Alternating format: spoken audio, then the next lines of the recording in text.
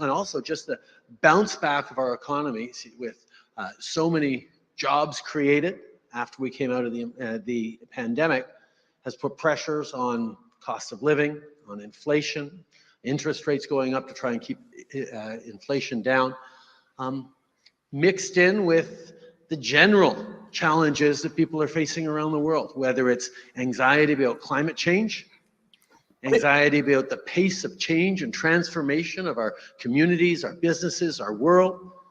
The rate of how things are changing around the world is really destabilizing. Appreciate something that people are going through all around the world right now. And one of the challenges that we're facing as communities is how to hold together. Let's just let the Rebel News logo play. And also just anxieties about climate change. This is pathological personality disorder, psychopathic. I mean, I don't know how to qualify it. It's classic psychopathic, narcissistic personality disorder. To people are anxious. I think that's undeniable. But then to try to shift the blame. You're anxious. It's not about online censorship. It's not about a government that locks you down, shuts your businesses down, forces your kids to get jibby-jabbed if you want them to have a normal life. It's about climate change. Yeah, it's about climate change, your anxiety. It's nothing to do with, a government that's shipping hundreds of millions of dollars to fund foreign proxy wars. Nothing to do with the government that violently suppresses your constitutional right to protest. Nothing to do with the government that has turned what was maybe never a free country, but ostensibly a free country into China light, North Korea 2.0. I'm exaggerating. No, it's climate change.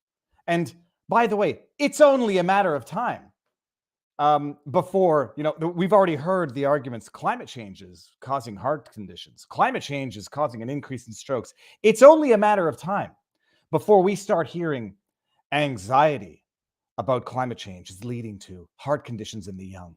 The young people are having a number of strokes, heart issues, sudden adult or sudden young adult death syndrome. It's because of anxiety about climate change. If we solve climate change, everybody, the young people will cease passing prematurely and suddenly. And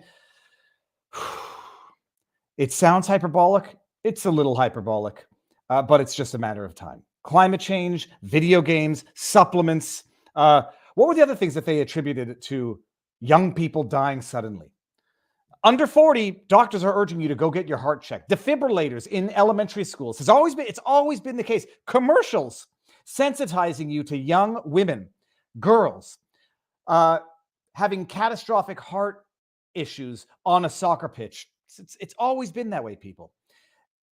We'll start off with one article before we thank our sponsor and get into the evening stream. This is an actual article out of Canada. Out of China, as some people are calling it. Commie Canada, others are calling it. I call it Canada. This is the title. What's it called? The headline. COVID-19 linked to rise in heart attacks and other cardiovascular problems. This is not an old article. And from what I understand, this is disputed science. Although I had Dr. Asim Malhotra on the channel last week, and in his cardiological expertise, he did confirm that severe infection, any form of viral infection that causes inflammation, can land someone in the hospital and can cause cardiovascular issues. It can, according to Dr. Malhotra. Other studies, from what I understand of my limited understanding of studies, have confirmed that COVID infection has not been attributed to any cardiovascular issues. But there's a debate. Let's just say there's a debate. The headline: COVID-19 linked to rise in heart attacks and other cardiovascular problems. So when CTV News, the Trudeau propagandists, tweet this out, that's the headline. That's not the first thought I had when reading that headline. The first thought I had when reading that headline is, what else? What else might be linked to other cardiovascular problems and heart attacks? I'm only thinking about one thing right now. I agree. 3 years of incessant fear porn stress, 3 years of government abuse, 3 years of isolation, 3 years of unhealthy lifestyle, 3 years of being locked down, 3 years of being terrorized by a child sneezing will have an impact on health. It will. But there's one other thing that I think, I question. We're starting to see some of the science. I read the article. I started tweeting, actually. I say, hey, what about that other thing? I said, I'll read the article first just to make sure. And look at this. Do you know what burying the lead means? Burying the lead means they hide the most important part of the article way at the end. It used to be burying the lead, I think, which was like, it had to do with the typing up and, type up the most important part of the story way into the article so that anybody who doesn't read past the headline won't get it. Anybody who reads the first 2 paragraphs won't get it. Listen to this. Whole article, yada, yada, yada. Right at the end. Some COVID-19 vaccines have also been linked to heart inflammation in rare cases. Rare cases. For young men, 1 in 5,000 per dose. Rare. If you follow the reanalysis of the random clinical trials and the stats, rare, serious adverse reactions of special interest, 1 in 800. Rare. It's rare, but whatever. Okay, they say it. Some COVID-19 vaccines, all of them, Johnson & Johnson, AstraZeneca, Moderna, and Pfizer, all of them. Sorry, Johnson & Johnson was blood clots. I don't know where that fits in all of this. AstraZeneca was slowly just phased out. Moderna, Pfizer, and Pfizer. So serious, they're now doing clinical trials to see the extent of the myocarditis that it may or may not cause. Some COVID vaccines have also been linked to heart inflammation in rare cases. However, studies have shown that the benefits of the vaccine still outweigh the risk of inflammation. And getting the virus has a far higher risk of inflammation compared to the vaccine, except you can still get the virus after you get the vaccine, so way to compound your risk. The studies have shown that, say the line, people, the benefits of the vaccine still outweigh the risk of inflammation. But wait for the end here. Quote, this is not me. There has been a link between the vaccine and inflammation around the heart, something called pericarditis or myocarditis. It's very mild. It goes away. But we've not seen an increase in actual heart attacks related to the vaccine. End quote, Overgaard explained. Let me ask you this, Mr. Doctor. I'm no doctor. I'm just a lawyer with half a functioning brain. Maybe a little less. CTV News, did you ask the obvious question, which would have been my immediate follow-up? Overgaard, if there has been a link between the vaccine and inflammation around the heart, how has there not been an increase as well in actual heart attacks related to the vaccine? How? It's just one of those miraculous things. It causes damage to the heart with no further consequences. That's miraculous. That's a miracle. That is purely, genuinely miraculous. I mean, the vaccine it's such a miracle vaccine that it doesn't prevent you from carrying, transmitting, contracting, or getting infected with the virus. And the damage it might do to your heart, very rare, 1 in 5,000 per dose at best. It magically doesn't do any damage. So you get a little heart inflammation, a little scarring on your heart that doesn't regenerate tissue, and somehow, pure magic. Nothing more than that. It goes away. Fresh as a whistle. What is it? Oh my good God. Okay. The autistic tiger. I met you at the Project Veritas event. Viva, I gave James at PV a tat plushie.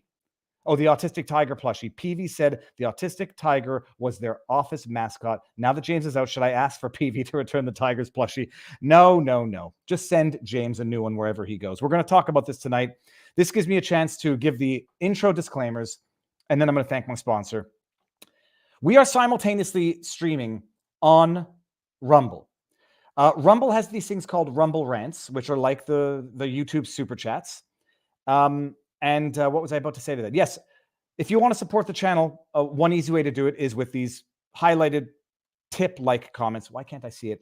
Called Super Chats. YouTube takes 30% of every Super Chat. Rumble has the equivalent called Rumble Rants. They take 20%. So you're better off supporting a platform that supports free speech, as we're going to see tonight, because they had a smashing success in a New York court challenging hate speech laws. So you can support that way. You can support through Rumble Rants. You can support by going to Viva Fry and buying some merch, whatever you want. Everyone needs a shirt. They're not cheap, but it's a way to support the channel, and it's a way to support what we do here and wear a shirt while doing it. Check this out. Okay, we got to figure out a way to... Okay.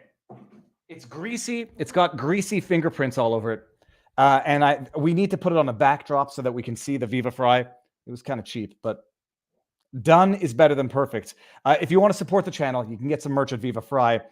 And before we get started, I'm going to thank the sponsor of tonight, which is a product I've been using actually for a little while now. People often ask, Viva, what do you put in your hair that makes it so beautiful and curly? I'm not joking. I went down to the studios, to the local studio today, and I got down there early and I went to get a cup of coffee and a sandwich next door. And the woman who served me the coffee, she says, what do you put in your hair? Now I actually, okay, look, this is going to sound totally ridiculous, but it's not ridiculous. Manscaped is the sponsor of tonight's video. Manscaped, you may know them because they ran those ads of, men shaving their genitalia down there. Not to give anybody TMI, but like, I've been married for 15 years. I don't really do that. So, I'm not on the market, so I don't really have to worry about certain things. But I do need to shave my face. And I do need to trim so, you get a little bit of the neck hair that goes below the line that doesn't, you don't want to look like too much of an animal. And Manscaped has now started making actual devices that are not just for your genitalia, but for your face and your beard. And they make this Manscaped beard oil, which I've been using in my hair. Now, I know it says it's for your facial hair and it's coarse hair and so on and so forth. It works well on the hair. And I should probably do the read because they did, there's a read here. It says, breaking news, Manscaped now sells beard products. That's right. They are once again revolutionizing men's grooming with a brand new beard hedger Pro Kit. I bought this because I wanted to use it and test it before I decided to actually endorse it. From a beard trim to a fresh shave, the technology behind the Beard Hedger Pro Kit allows you to shape your signature beard look. I just want mine to not look like, a wild feral dog.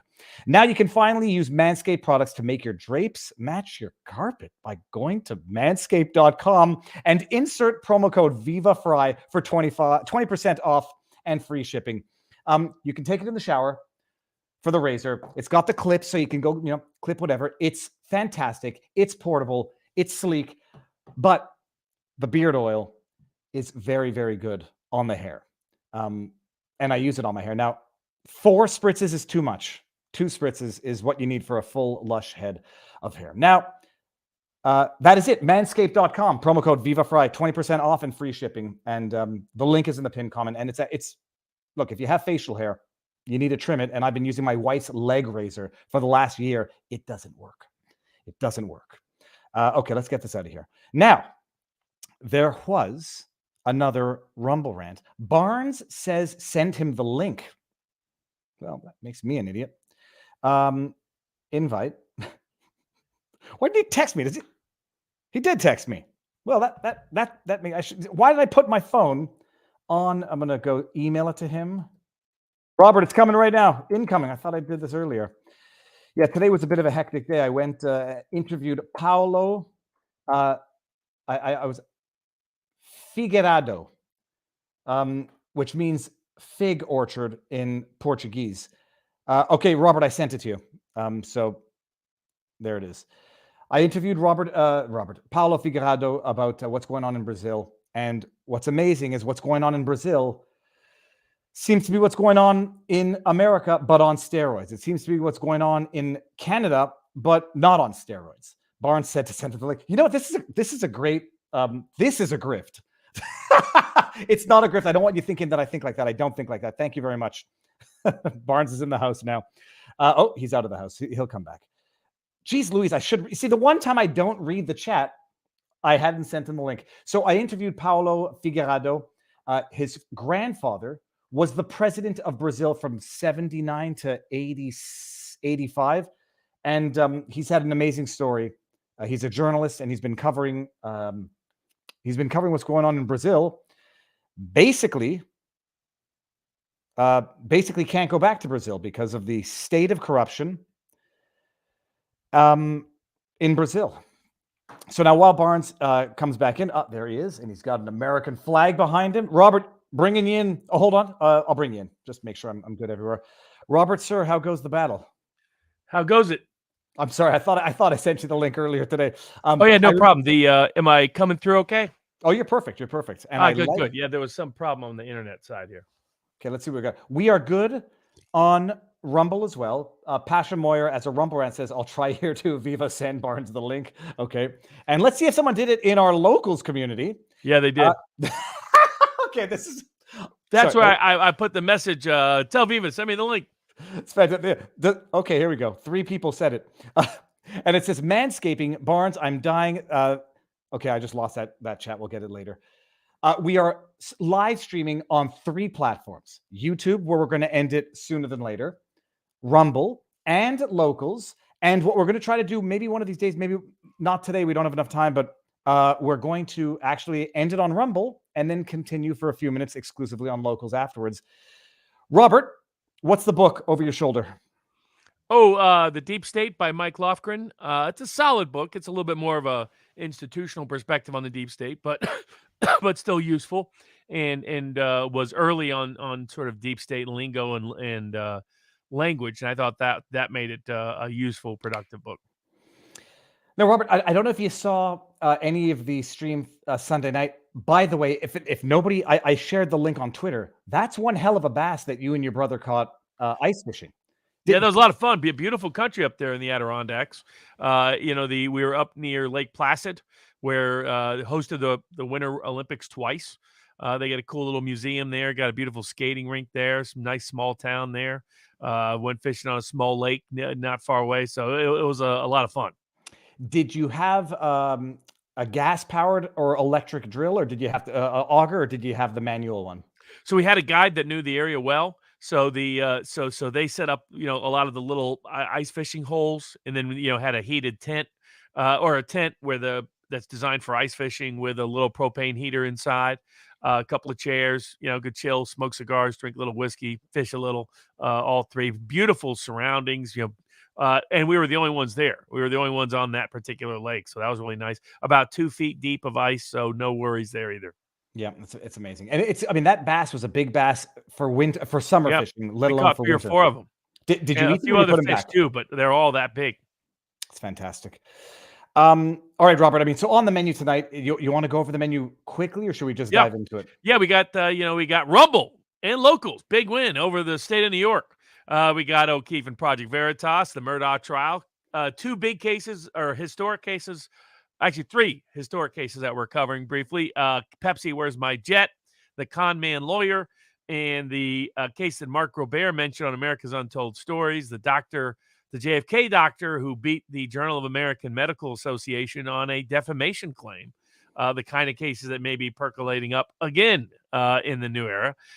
We've got, when can you bring lawsuit for having false criminal charges against you? We got privacy lawsuits involving biometrics and insurance companies. We got Thomas Massey proposing a big food freedom bill. We got discovery that came out in the Dominion case concerning Dominion and Fox. We got Spain wants to decriminalize bestiality. We got Carrie Lake's case going up to the Supreme Court. We got people trying to keep Trump off the ballot by bringing, bogus 14th Amendment cases. We got Harry and Meghan. They want to sue South Park for making fun of them. We got an Amish guy, Reuben King, who's subject to a criminal trial coming up in March based on bogus gun charges that a lot of people haven't paid attention to. And we got the Biden omnibus lawsuit. And, of course, the World Health Organization treaty. What does it mean? Is it a new globalist technocracy that's going to be governing our lives soon, as some seem to think? You know what? Can we start with the WHO? Yeah. And then we'll do that here, and then we're going to end it and then go over to Rumble. Robert, what is the latest? Because a lot of rumors are being circulated. I fear it's sort of similar to what we discussed. What was it? Like it was over a year ago where they were amending they were not amending a treaty, but they were proposing certain changes that people were nervous would be ratified at a national level. What's going on now with the WHO? So what they did a year ago was put into process a proposed new treaty but it's not being imminently voted on. That's what's being people are misunderstanding. That at this stage they've just done a draft zero of a proposed treaty that's not going to be voted on until next year. So here I think it's important for people just to know what the risks are without exaggerating those risks. And unfortunately, people can't seem to fall into, they always fall either into understating the risk or overstating the risk. There is nothing imminent about to happen. All that talk is not the case. There's people that have said, oh, they can pass this without Senate approval. Nope, no, they can't. They said, oh, well, it's enforceable and legally binding without it. Nope, no, it can't. It will replace the Constitution. Nope, no, it can't. It will replace the state House's role in legislation. Nope, it can't. So let's take away the things that it can't do that people are mistaken about, while at the same time addressing what they're trying to do. So the World Health Organization is trying to use pandemics to seize power. Their goal, their objective, is definitely to create, as Francis Boyle has warned about and others, a globalist technocracy that would not just be able to control a pandemic response policy, but in the name of pandemic response policy, they have equity provisions, requirements of universal health care, funding provisions, intellectual property waivers, supply chain control, which would involve wage control, banking control, business control. They do want globalist technocracy under the guise of a pandemic to suddenly replace all domestic governments. That fear is a legitimate fear. What is mistaken is how imminent this risk is and how constitutional the risk is. So there's language in there that says somebody becomes a provisional member even if they haven't constitutionally approved it. That's true. That doesn't make it binding in the United States.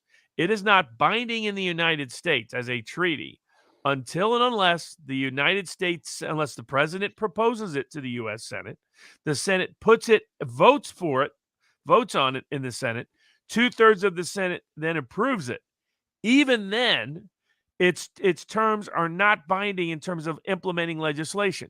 Implementing legislation, as the U.S. Supreme Court's already made clear, requires the House pass it, the Senate pass it, and the White House sign off on it separately. Not only that, that doesn't resolve the question of whether it's constitutional. The U.S. Supreme Court has repeatedly made clear that a treaty is not superior to the U.S. Constitution, but is subject to it.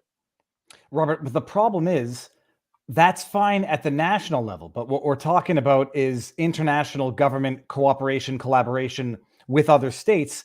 So hypothetically, unconstitutional if it were attempted to be implemented in the United States, but try international travel, and there will be protocols implemented that have nothing to do with whether or not the United States has ratified these elements nationally. Is that not totally like the biggest fear of it all? There again, it has to be enforced by the other foreign government. So you could run into risk that another government is enforcing it, but the United States can't enforce it against a U.S. citizen unless it's consistent to the U.S. Constitution.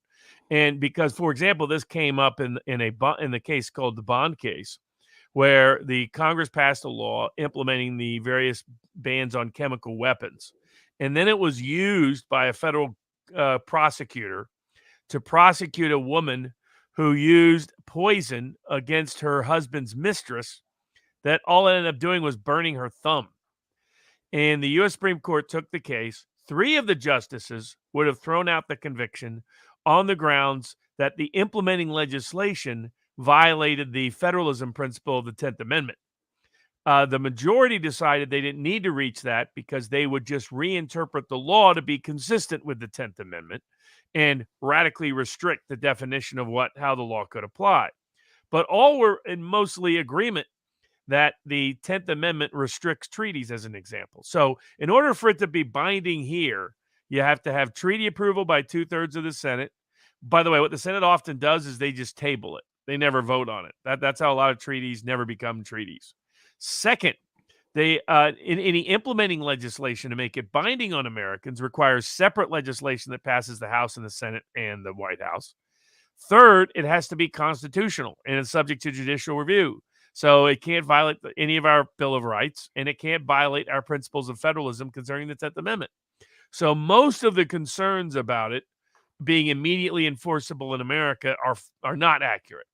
The broader concerns that even this effort is even afoot is very legitimate concern. Well, or that this effort is afoot and governments don't necessarily need governments to implement this if major private enterprise will implement it. Like airlines will say, okay, it hasn't been ratified at a national level, but it's our terms of use. So you want to get on an airplane, you have to show X, Y, and Z.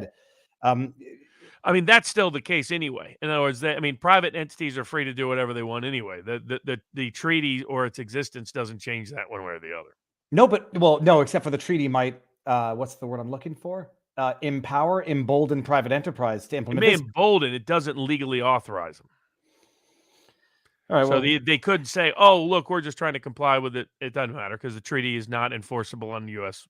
jurisdiction or U.S. citizens until it meets all the regular requirements of U.S. law. And that's where it's good that people highlight the concerns, but there's a pattern of exaggerating concerns. And the problem with exaggerating the concerns is that it leads to, when those exaggerated concerns don't come about, it leads to the cry wolf problem. That when there's a legitimate concern, people aren't paying attention because they're like, oh, you also said this was going to do this. And so that's where I think it's good to maintain a balance. It is a problematic treaty without any question whatsoever. But by the way, the World Health Organization's own constitution says that nothing is binding on any member unless that member has complied with its own constitution within its country, by the way. Okay. Robert, on that note, let me just make sure that I'm seeing Manscaped ads on this very stream. Okay. I just want to make sure the link is there. We're going to go over to Rumble, but for people who don't get Rumble, we have now also found a way to direct stream to locals with an RMTP. So if you don't get Rumble in France or wherever, go to vivabarneslaw.locals.com. Link is in there. And we're going to... I'll put up a copy of the draft treaty so people can see it, a highlighted version of it this week on our locals board so people can see it for themselves. Perfect. Beautiful. Ending on YouTube right now, and this entire stream will be back on YouTube, just not live tomorrow. Ending 3, 2, 1.